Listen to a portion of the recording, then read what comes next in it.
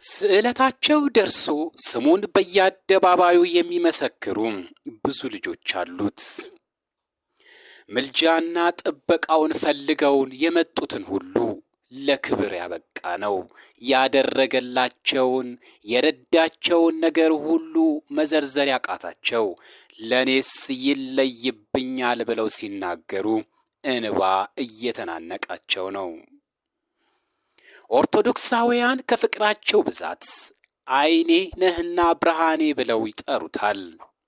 ታመው ካልገው ድው የፈወሳቸውን፣ ስደት ቢወጡ በተአምር የመራቸውን፣ ፍሬ ቢያጡ ያለመለማቸውን፣ በክብር በሞገስ የጠበቃቸውን፣ እዩት ሲያበራ ተመልከቱት እያሉ ድንቅ ተአምራቱን ደግመው ደጋግመው መስክረዋል። ወዳጆቹ ከቁጥር አብልጠው ከዕለታት አክብረው 12ን ይወዷታል። በዚያች ዕለት ወዳጃቸው፣ ጠባቂያቸው፣ አሳዳጊያቸው ይታሰብባታልና። ዛሬ ስለ ባህራን ወዳጅ፣ ስለ አፎምያ ጠባቂ፣ ስለ ሕዝበ እስራኤል መሪ፣ ስለ ዳንኤል አረጋጊ፣ ስለ ብዙዎች ጸሎት ሰሚ መጋቤ ብሉይ ሊቀ መልአክ ስለ ቅዱስ ሚካኤል ጥቂት ነገሮችን ከብዙ በጥቂቱ ይዘንላችሁ ቀርበናል።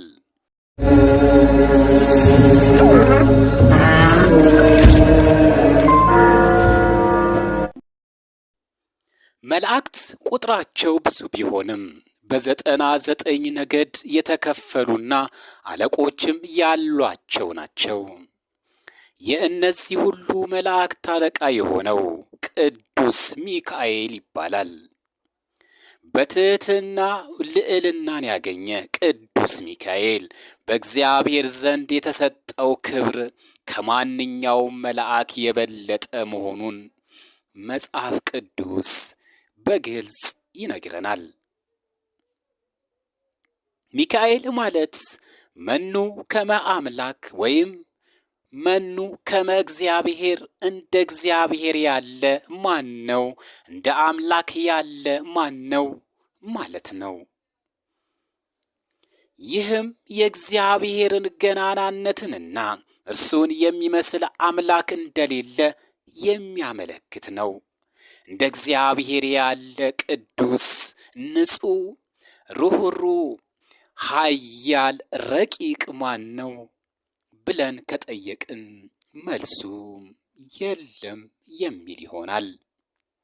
ቅዱስ ሚካኤል የስሙ ዘርፍ ሆነው የሚጨመሩ መጠሪያዎች ያሉት፣ እነዚህም በእግዚአብሔር ዘንድ የተሰጠውን የባለሟልነት ክብር የሚገልጹ ናቸው። ይኸውም መልአከ ኃይል፣ መጋቤ ብሉይ፣ መልአከ ምክሩ ወዘተ ናቸው። መልአከ ኃይል የተባለው እግዚአብሔር በእርሱ አማካኝነት ታላላቅ ሥራዎችን በመስራት ኃይሉን ስለሚገልጽ ነው። ዲያብሎስንም ከነሰራዊቱ ስላሸነፈ ነው። መጋቤ ብሉይ የተባለበት ምክንያት በብሉይ ኪዳን ውስጥ ከእግዚአብሔር የተላከ ብዙ ታላላቅ ሥራዎችን የሠራ በመሆኑ ነው።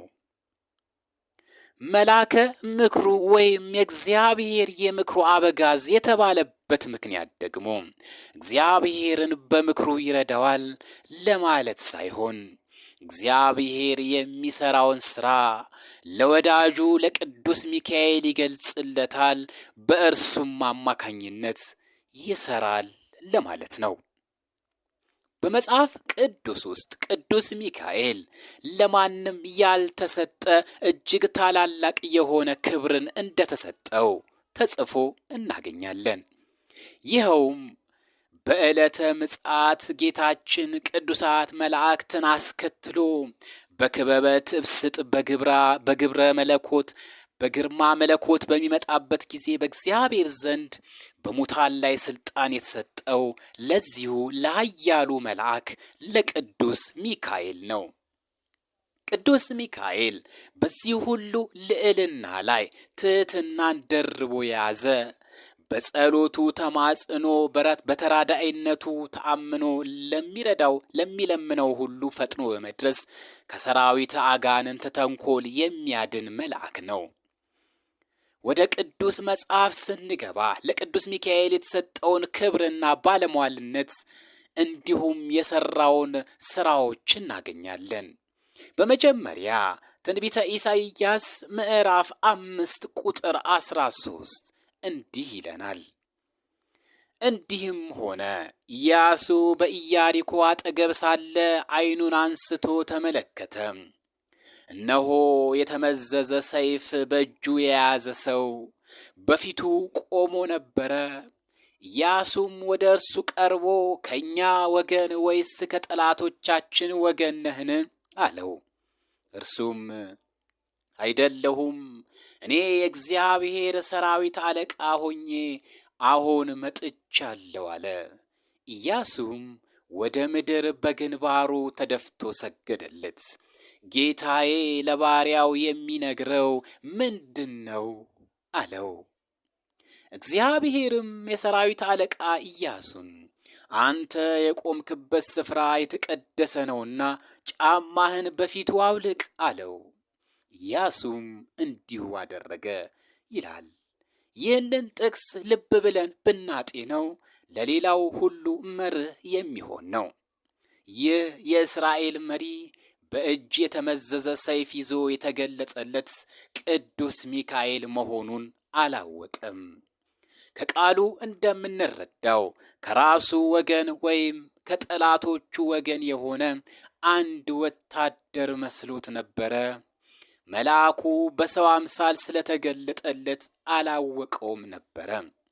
ያነጋገረውም ያለ ፍርሃት፣ ያለ ጭንቀት፣ ያለ ድንጋጤ ወታደሮቹን እንደሚያናግረው ዘና ብሎ ነበረ። ሆኖም ከመልአኩ የተሰጠው መልስ ታላቅ መሪና ነቢይ የሆነውን የኢያሱን አስተሳሰብ ለወጠው። ይኸውም ከወገኖች ወይም ከጠላቶች አይደለሁም፣ እኔ የእግዚአብሔር ሰራዊት አለቃ ሆኜ አሁን መጥቻለሁ የሚለውን ቃል ሲሰማ ኢያሱ በፊቱ የቆመው ተራ ወታደር ሳይሆን የመላእክት የሰራዊት አለቃ ከሙሴ ሳይለይ የእስራኤልን ሕዝብ የሚጠብቅ የእግዚአብሔር መልአክ ቅዱስ ሚካኤል መሆኑን ሲረዳ ለመልአኩ ክብር መስጠት ስለሚገባው ለአክብሮት ስግደት ሰገደለት። ጌታዬ ለባሪያው የሚነግረው ምንድነው? በማለት በትሕትና ጠየቀ። ኢያሱ መልአኩን ጌታዬ ብሎት ከጠራው እኛ ኃጢአተኞቹ ጌታዬ ቅዱስ ሚካኤል ለኔ ለባሪያ ጸልይልኝ መታድነኝ በማለት የአክብሮት ወይም የጸጋ ስግደት በመስገድ ብንለምነው መጽሐፍ ቅዱሳዊ አስተምሮ ነውና ከሱም አልወጣንም። የፈጣሪን ክብርም ለፍጡር አልሰጠንም።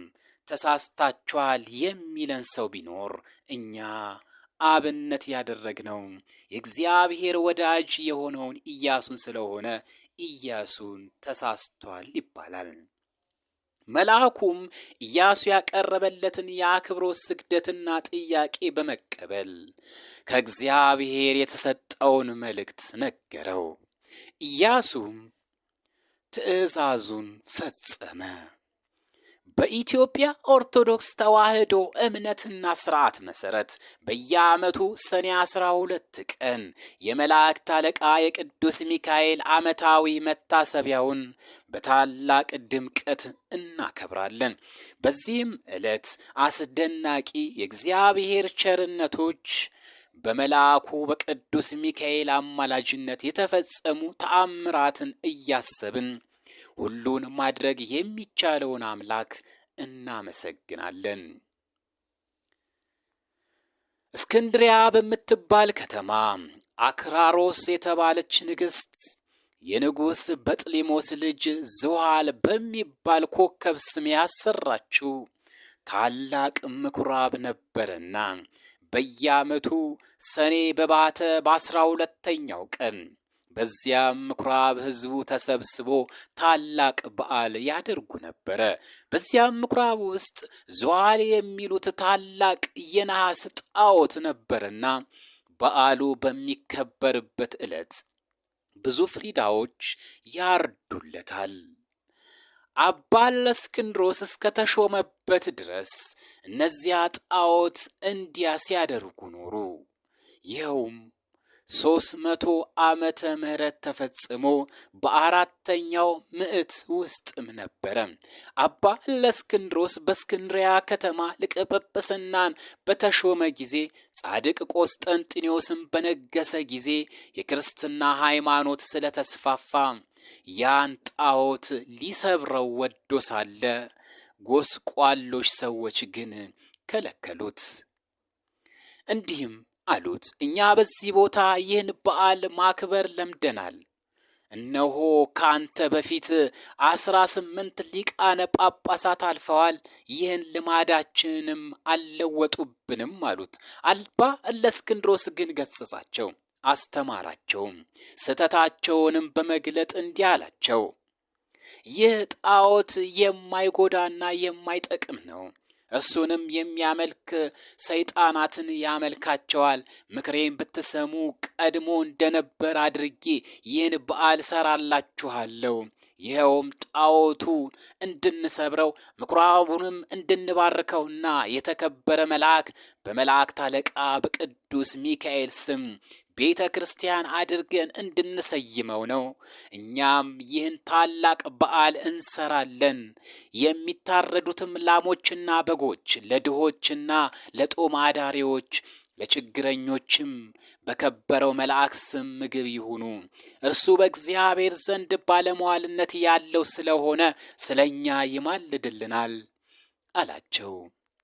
ይህንንም ብሎ በዚህ በጎ ምክር አስወደዳቸው። እነርሱም ታዘዙለት።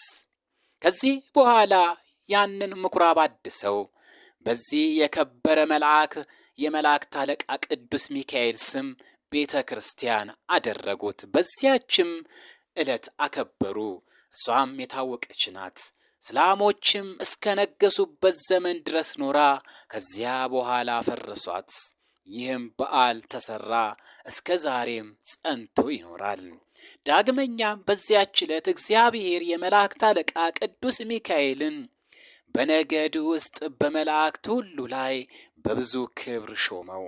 ይህም የከበረ መልአክ ክብር ይግባውና በጌታችን ፊት ስለ ሰው ልጆችና ስለ ፍጥረታት ሁሉ ይለምናል፣ ይማልዳል። የዚህ የከበረ መልአክ ቅዱስ ሚካኤል ተአምራቱ ብዙዎች ናቸው። ከእነርሱም አንዱ የሚከተለው ነው። እግዚአብሔርን የሚፈራ አንድ ሰው ነበረ። እርሱም የከበረ የሚካኤልን በዓል መታሰቢያ በየወሩ በ12ኛው ቀን ይልቁንም በሰኔና በህዳር ወር አብልጦ ያከብር ነበረ። በጎረቤቱም ርኅራኄ የሌለው አንድ ባለጸጋ ሰው አለ። ይህም እግዚአብሔርን የሚፈራን ሰው የከበረ መልአክ የሚካኤልን በዓል በሚያደርግበት ጊዜ ይጠላውና ያቃልለው ነበረ። ለድሆች ስለ መራራቱም ይዘባበትበት ነበረ። የሕይወቱም ዘመን ተፈጽሞ የሚሞትበትና ከዚህ ኃላፊው ዓለም ድካም የሚያርፍበት ጊዜ ሲቃረብ የክቡር መልአክ የቅዱስ ሚካኤል የበዓሉን መታሰቢያ ታደርግ ዘንድ ምጽዋትንም ትሰጥ ዘንድ ሚስቱን አዘዛት። ከዚያም በኋላ አረፈና ገንዘው ቀበሩት። ሚስቱም ጸንሳ ነበረች። የመውለጃዋም ጊዜ ደርሶ ምጥ ያዛት። በታላቅ ጭንቀትም ውስጥ ሳለች እንዲህ ብላ ጸለየች። የእግዚአብሔር መልአክ ሆይ ራራልኝ፣ በእርሱ ዘንድ ባለሟልነት አለህና በእግዚአብሔር ዘንድ ስለ እኔ ለምንልኝ። ይህንንም ባለች ጊዜ በቤቷ ውስጥ ብርሃን በራ፣ ከችግርም ዳነች። መልኩ ውብ የሆነ ወንድ ልጅንም ወለደች። የእግዚአብሔርም መልእክተኛ ቅዱስ ሚካኤል ከሰማይ ወርዶ ሕፃኑን እንዲህ ብሎ ባረከው። ርኅራኄ የሌለውን የዚህን ባለጸጋ ገንዘብና ሀብት ጥሪቱንም ሁሉ ይህ ሕፃን እንዲወርስ እግዚአብሔር አዟል።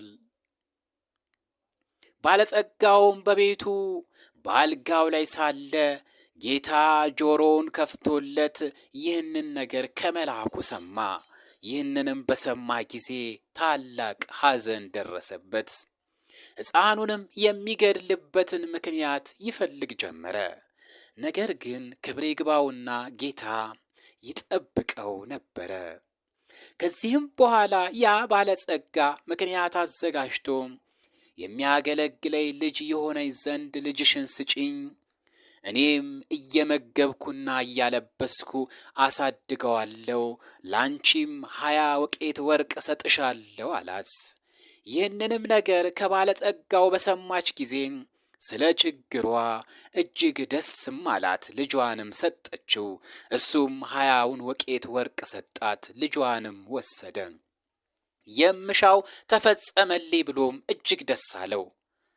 ከዚህም በኋላ በልጁ ቁመት ልክ ሳጥን አሰርቶ ሕፃኑን በሳጥን ውስጥ አስገብቶ ዘጋበት። እስከ ባህርም ተሸክሞ ወስዶ በባህር ላይ ጣለው። ክብር ይግባውና በጌታችን ፈቃድ ያ ሳጥን ሳይሰጥም በዛች አገር የ20 ቀን መንገድ ያህል ርቃ ወደምትገኝ ወደ አንዲት ሀገር ወደብ እስከሚደርስ በባህሩ ላይ ተንሳፈፈ። በባህሩም አካባቢ በጎቹን አሰማርቶ የሚጠብቅ አንድ ሰው ነበረና ሳጥኑን በውሃ ላይ ተንሳፎ አየው። እርሱም ከባህር አውጥቶ ወደ ቤቱ ወሰደው። ይህንን ሳጥን እንዴት እንደሚከፍተውም ያስብ ጀመረ። ይህንንም ሲያስብ ወደ ባህሩም ይሄድ ዘንድ ጌታችን በልቦናው ሐሳብ አሳደረበት። ወዲያውኑም ተነስቶ ወደ ባህሩ ሄደና አንድ ዓሣ የሚያጠምድ ሰው አገኘ። ዓሣ አጥማጁንም መረብንም በእኔ ስም ጣል፣ የሚያዘው ዓሣም ዋጋውን እሰጥሃለሁ አለው። አጥማጁም እንዳለው አደረገ። ያም ጊዜም ታላቅ ዓሣ ተያዘ። ዋጋውንም ከፍሎ ይዞ ወደ ቤቱ ሄደ። ለራትም ይጠብሰው ዘንድ አረደው። በሆዱም ውስጥ መክፈቻ አገኘ። በልቡም ይህ መክፈቻ ይህንን ሳጥን ይከፍተው ይሆን አለ። በሳጥኑም ቀዳዳ ባስገባው ጊዜ ፈጥኖ ተከፈተለት። በውስጡም ይህን ታናሽ ብላቴና አገኘ። ልጅ የለውም ነበረና ታላቅ ደስታም ደስ አለው። ጌታችንንም አመሰገነ። ሕፃኑንም በመልካም አስተዳደግ አሳደገው። ሕፃኑም አድጎ ጎልማሳ ሆነ። ከብዙ ዘመናትም በኋላ ያ ባለጠጋ ተነስቶ ወደዚህ ሀገር ሄደ። በመሸም ጊዜ ወደ በግ ጠባቂው ደጅ ደረሰ። በግ ጠባቂውን እስከ ነገ የምናድርበት ማደሪያ ባንተ ዘንድ እናገኛለን፣ ኪራዩንም እሰጥሃለሁ አለው።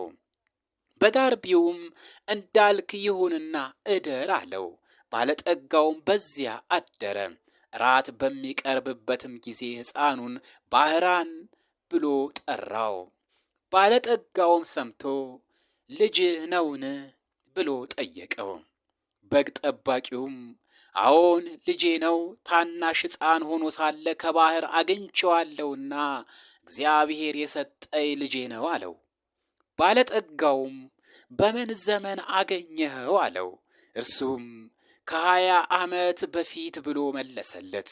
ያን ጊዜም እርሱ ወደ ባህር የጣለው መሆኑን አውቆ እጅግ አዘነ፣ ደነገጠም። በማግስቱም ጎዳናውን ለመጓዝ በተነሳበት ጊዜ ሰይጣናዊ ምክንያት አመካኝቶ በግ ጠባቂውን እንዲህ አለው፣ እገሊት ወደምትባል ሀገር በቤቴ የረሳሁት አንዲት ጉዳይ ስለነበረኝ እንድልከው ልጅህን ትሰጠኝ ዘንድ እሻለሁ። እኔም የድካሙን ዋጋውን 20 ወቄት ወርቅ እሰጥሃለሁ አለው። የብላቴናውም አባት ስለ ገንዘቡም ደስ ብሎት ልጁ ባህራንን ሰጠው። እንዲህም ብሎ አዘዘው፣ ልጄ ባህራን፣ ይህ የከበረ ሰው ስለ ጉዳዩ ወደ ቤቱ ይልክ ዘንድ ና፣ ወደ ቤትህም በሰላም ትመለሳለህ። ያም ጊዜም ባለጠጋው ወደ መጋቢው እንዲህ ብሎ ደብዳቤ ጻፈ። ይህችን ደብዳቤ በምታነብባት ጊዜ ደብዳቤውን ይዞልህ የሚመጣውን ገድለ በጉድጓድ ውስጥ ጣለው፣ ማንም አይወቅ። በመካከላቸውም የሚተዋወቁበትን ምልክት ጽፎ አሸጋት፣ ለባህራንም ሰጠው። በመንገዱም የሚሆነውን ስንቅ ቋጠረለት። ባህራንም ተነስቶ ጉዞውን ጀመረ። ሲጓዝም ሰንብቶ የአንዲት ቀን ስትቀር እነሆ የመላእክት አለቃ የከበረ መልአክ ሚካኤል የሚባለውም በንጉሥ ጭፍራ አምሳል በነጭ ፈረስ ላይ ተቀምጦ አንተ ጎልማሳ የያዝከው ምንድን ነው ብሎ ጠየቀው። ወደ እከሌ አገር ወደ ቤቱ ለማድረስ ከአንድ ባለጸጋ የተጻፈች መልእክት ናት አለው። ይችን ደብዳቤም አሳየኝ ብሎ ጠየቀው መልአኩም። እርሱም ስለፈራ ሰጠው። በዚያን ጊዜ የከበረው መልአክ ቅዱስ ሚካኤል ያችን የሞት መልእክት ደመሰሳት። በእርሷም ፈንታ በድፋት ለውጦ እንዲህ ብሎ ለወጠው። ይችን ደብዳቤ ይዞ ለመጣ ባህራን ለሚባል ሰው ይቺ ደብዳቤ ደርሳ በምትነበብበት ጊዜ ልጄ ከሊትን አጋቡት፣ በውስጥና በውጪም ያሉትን ንብረቴን እና ጥርቴን፣ ወንዶችና ሴቶች ባሪያዎቼን፣ ጠቅላላ ንብረቴንም አውርሼዋለሁ፣ የፈለገውንም ሊያደርግ ስልጣን ሰጥቼዋለሁና እኔን አትጠብቁኝ፣ እኔ ብዙ ዘገያለሁ። የኔ ሹም እከሌ ሆይ በእኔና ባንተ መካከል ይቺ ምልክት እነዋት። ከዚህ በኋላ ደብዳቤውን አሽጎ ለባህራን ሰጠውና ወደ ባለጸጋው ቤት ሄደ። ይችን ደብዳቤ ለሹሙ ስጠው፣ በጎዳናም እኔ እንደተገናኘው አትንገር፣ እንዳይገድልህም ይህን የሞት ደብዳቤ ለውጬልሃለሁ አለው። ባህራንም እሺ ጌታዬ፣ ያዘዝከኝን ሁሉ አደርጋለሁ አለ። ባህራንም ወደ ባለጠጋው ቤት በደረሰ ጊዜ ያችን ደብዳቤ ለሹሙ ሰጠው። ባነበባት ጊዜ በመካከላቸው ያለውን ምልክት አገኘ። አስተውሎም እርግጠኛ እንደሆነ አወቀ። ከዚህም በኋላ ለባህራን ሰርግ አዘጋጅቶ እንደሚገባው በቤተ ክርስቲያን ሥርዓት በተክሊል ለባለጠጋው ልጅ አጋቡት። 40 ቀን ያህልም ደስታና ሐሴት እያደረጉ ኖሩ።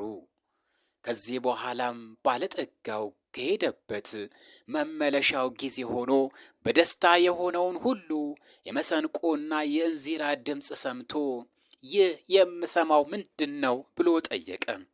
እነርሱም ስሙ ባህራን ለተባለ ያንተን ደብዳቤ ላመጣ ጎልማሳ ሰው ልጅህን እነሆ አጋቧት፣ እነሆም ለ40 ቀናት በሰርግ ላይ ነው። ገንዘብህንና ጥሪትን ሁሉ ወዳጆችና ሴቶች ባሮችንም ሁሉ አንተ እንዳዘዝክ ሰጥተውታል አሉት። ይህንንም በሰማ ጊዜ ደንግጦ ከፈረሱ ላይ ወደቀ፣ በድንገትም ሞተ። ባህራንም በጎ ሥራዎችን የሚሠራ ሆነ። የተገለጠለትንና ከመገደል ያዳነውን የመላእክት አለቃ የከበረ መልአክ ቅዱስ ሚካኤልን እንደሆነም ሊገድለውም የሚሻውንም የባለጸጋውንም ጥሪት ያወረሰው እርሱ እንደሆነ ተረዳ። የዚህም የከበረ መልአክ የመላእክት አለቃ የቅዱስ ሚካኤልን መታሰቢያ በየወሩ ያደርግ ጀመረ። ቤተ ክርስቲያንም ሰራለት። የቅዱስ ሚካኤልንም ስዕሉን አስሎ በቤተ ክርስቲያኑ ውስጥ አደረገ። ከእርሱም ብዙዎች ድንቆች ተአምራቶች ተገለጡ። ባህራንም ቅስና ተሹሞ እስከ ዕለተ ሞቱ በዚያች ቤተ ክርስቲያን ውስጥም የሚያገለግል ሆኖ ኖረ። በዚህ በከበረ የመላእክት አለቃ ቅዱስ ሚካኤል አማላጅነት ከእናቱና ከአባቱ ከልጆቹም ጋር ለዘላለም ሕይወትን ወረሰ። መድኃኒታችን በተነሳባትም ቀን ይህ ክቡር መልአክ ሚካኤል ከውስጠኛው መጋረጃ ውስጥ ገብቶ በክብር ባለቤት ፊት እንዲህ እያለ ይለምናል። እውነት ስለሆነ ቃል ኪዳንህ በምድር መታሰቢያዬን የሚያደርጉትን ትምርልኝ ዘንድ ፈጣሪ ሆይ እኔ አገልጋይህንና መልእክተኛህን በቸርነት ለምንሃለው። አንተ መሐሪና ይቅር ባይ ነህና። የክብር ባለቤት ጌታችንም እንዲህ ብሎ ይመልስለታል። የመንፈሳውያን ሰማያውያን መላእክት አለቃ ሚካኤል ሆይ መታሰቢያህን የሚያደርገውን ሁሉ መሸከም እንደምትችል ከሲኦል 3 ጊዜ በክንፎች ተሸክመ እንድታወጣ እነሆ እኔ አዝዤሃለሁ።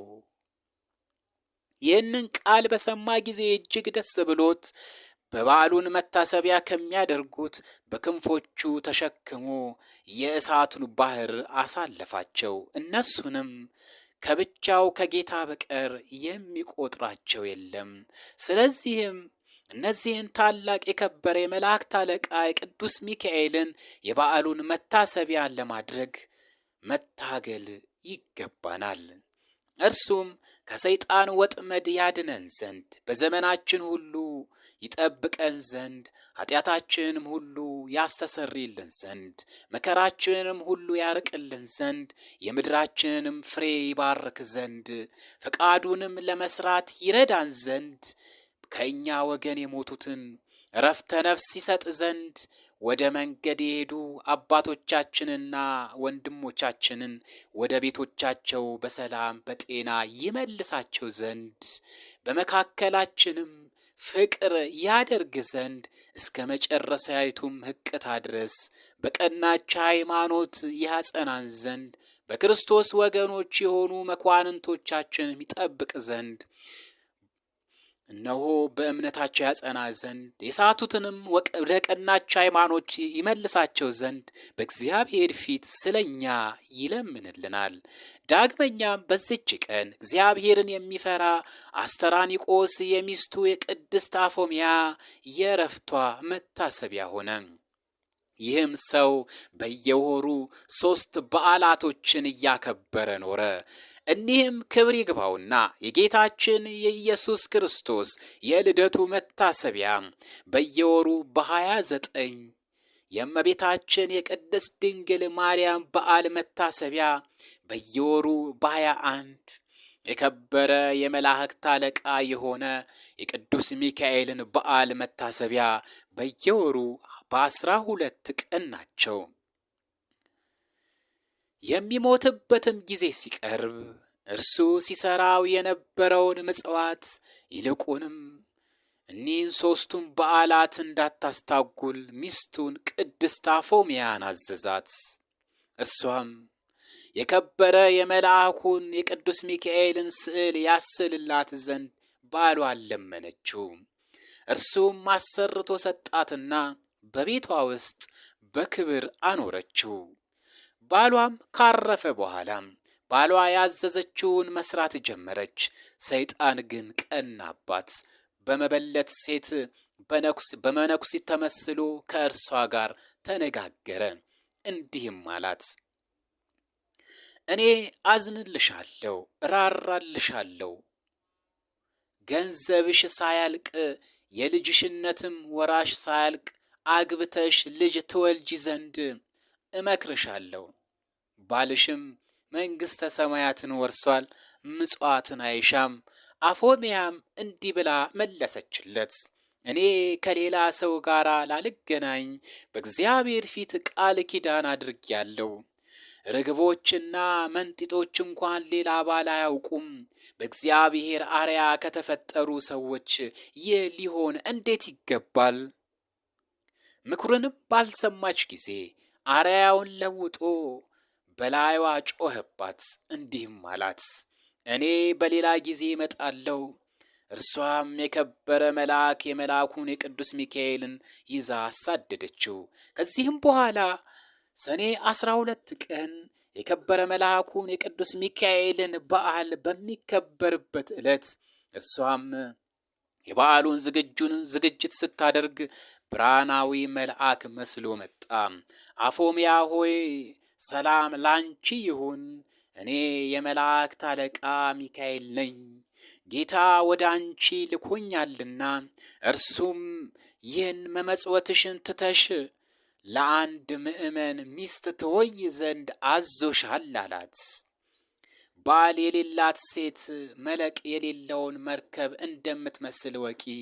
እንደ አብርሃምና ያዕቆብ እንደ ዳዊትም እንደ እነርሱ ያሉ ብዙ ሴቶችን እንዳገባ እግዚአብሔርንም ደስ እንዳሰኙት ከብሉይ ኪዳን መጽሐፍ ጥቅሶችን ያመጣላት ጀመረ።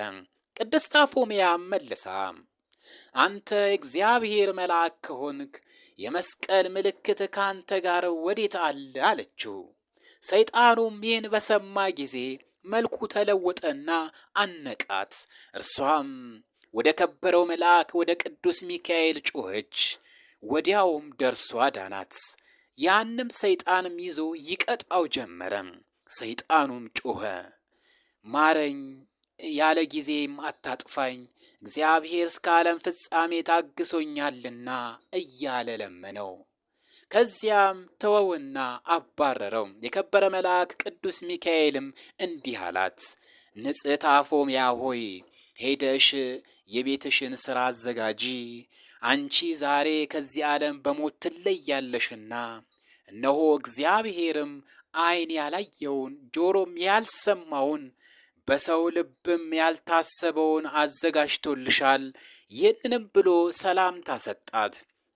ወደ ሰማያትም አረገ። የበዓሉንም ዝግጅት እንደሚገባ ከፈጸመች በኋላ ወደ ኤጲስቆጶሱና ወደ ካህናቱ ሁሉ ላከች። ወደ እርሷም በመጡ ጊዜ ለድሆችና ለጦም አዳሪዎች ይሰጧቸው ዘንድ ገንዘቧን ሁሉ አስረከበቻቸው። ከዚህም በኋላ ተነስታ ጸለየች። የከበረ የመልአኩ የቅዱስ ሚካኤልን ስዕል አንስታ ታቀፈችው፣ ሳመችውም። ያን ጊዜም በሰላም አረፈች። የእግዚአብሔር ሰራዊት አለቃ የሚለው ከፈጣሪ በታች በመላእክት ላይ በፈጣሪ የተሾመ መልአክ መሆኑን ለማሳየትም ነው። መላእክት አለቆቻቸውን ያከብራሉ፣ ለእነርሱም ይታዘዛሉ። ቅዱስ ሚካኤል የመላእክት ሁሉ አለቃ ስለሆነ ከትእዛዙ አይወጡም። ሰራዊተ መላእክት የሚያከብሩትንና የሚታዘዙለትን የመላእክት አለቃ ቅዱስ ሚካኤልን እኛም እንደ ኢያሱ እናከብረዋለን፣ እንታዘዘዋለን። መላእክትን ማክበርና መታዘዝ እንደሚገባም እግዚአብሔር እንዲህ ይላል፣ በመንገድ ይጠብቅ ዘንድ ወዳዘጋጀውትም ስፍራ ያገባ ዘንድ እነሆ እኔ መልአክን በፊት እሰዳለሁ። በፊቱ ተጠንቀቁ፣ ቃሉንም አድምጡ። ስሜም በእርሱ ስለሆነ ኃጢአት ብትሰሩ ይቅር አይልምና አታስመርሩት። አንተ ግን ቃሉን ብትሰማ ያልኩህንም ሁሉ ብታደርግ ጠላቶችን እጣላቸዋለሁ፣ የሚያስጨንቁንም አስጨንቃቸዋለሁ። መልአኬ በፊት ይሄዳልና በማለት ለሙሴ ተናግሯል። ይህ ቃል አንድ ጊዜ ብቻ ለሙሴና ለሕዝቡ ተናግሮ ያበቃ ሳይሆን እስከ ዛሬምና ወደፊትም የሚቀጥል ነው። የቤተ ክርስቲያን አባቶች በየወሩ በ12 የቅዱስ ሚካኤልን መታሰቢያን እንድናደርግ አዘውናል። ይህንንም ያልቻለ በዓመት 4 አበይት በዓላትን ከቀዝቃዛ ጽዋ ውሃ ጀምሮ እንደተቻለ ማዘከር ይገባል። እነዚህም ህዳር 12 ቀን፣ ቀጥሎም ሰኔ 12 ቀን፣ ከዚያም ነሐሴ 12ና ታኅሳስ 12 ናቸው። ከሁሉም የሚበልጠው ታላቅ በዓሉ ህዳር 12 ቀን ነው።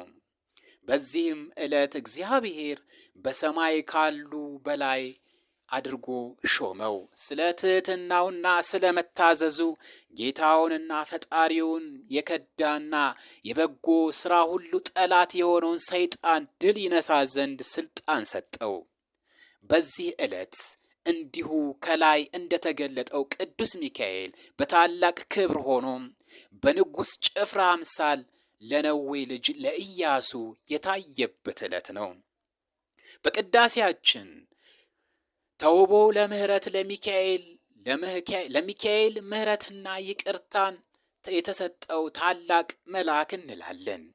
ነቢዩ ሄኖክም ምሕረት ለሚካኤል መሰጠቱን ተገልጧል። ትሕትናውን፣ ታዛዥነቱን አስረድቷል። የሰማያውያን ሰራዊት አለቃ ለሰው ሁሉ የሚራራና ስለ ሰው ልጆችም ሳያቋርጥ ወደ ፈጣሪው የሚለምን ሩህሩህ፣ ትሑት፣ ደግ፣ ኃያል የሆነው ቅዱስ ሚካኤል የሠራውን ሥራ የክብሩን ገናናነት ተናግረን ለመጨረስ ስለማይቻል በዚህ እናበቃለን። ጸሎቱና በረከቱ ተራዳይነቱ ሀገራችንንና ሕዝባችንን ይጠብቅልን። አሜን።